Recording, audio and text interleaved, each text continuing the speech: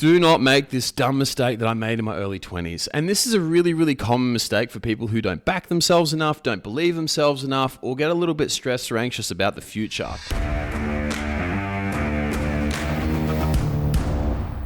In my early 20s, I made a fair bit of money, and I put that money, I reinvested it into property, into some shares. I put it into a fair few places which people would call smart investments, and they made me a decent return off that.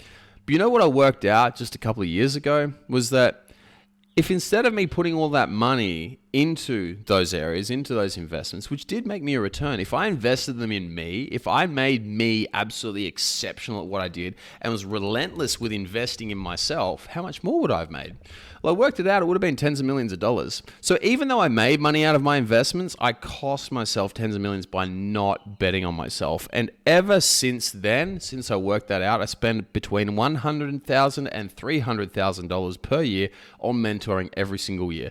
And guess what? I make that back many, many times over. And that's the biggest mistake that I ever made, was not backing myself, by not believing in myself and not pushing and betting on myself to win every single time in the future. Don't make my mistake. You are always going to be your biggest asset.